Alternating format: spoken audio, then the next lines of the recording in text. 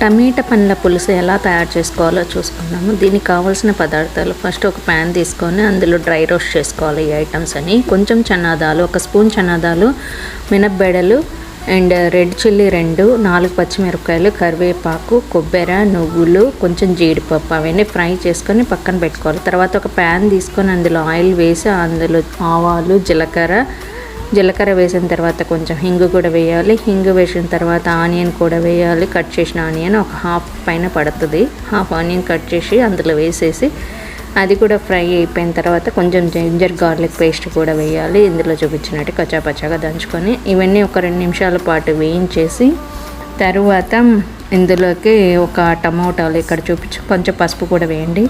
టమోటాలు ఇన్ని కావాలి.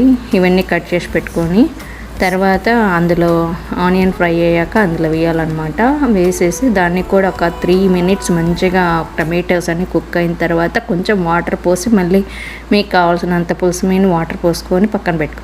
తర్వాత ఈ వేయించుకున్న మిశ్రమాన్ని మిక్సీ పట్టేసి అందులో మిక్సీ వేసి తర్వాత మిక్సీని వేసిన తర్వాత పౌడర్ అవుతుంది కదా, ఆ పౌడర్ని వాటర్లో కలిపేసి ఈ టమాటా పండ్లన్నీ ఉడికిన తర్వాత ఈ మిశ్రమాన్ని అందులో వేయాలన్నమాట.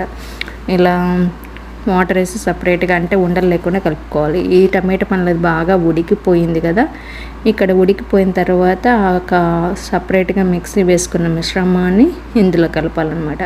కలిపి దీన్ని కూడా ఒక 3 నిమిషాలు మంచిగా ఉడకబెట్టేస్తే బాగా తిక్కగా అవుతుంది. సాల్ట్ సరిపోకపోతే సాల్ట్ వేసుకోవచ్చు. ఆ తర్వాత కొంచెం కొత్తిమీర వేయాలి. కొత్తిమీర వేసి 1 నిమిషం పాటు ఉడికిచ్చేస్తే టమాటా పండ్ల పులుసు రెడీ అయిపోతుంది. Thank you for watching and subscribe for more videos. Hope you like it.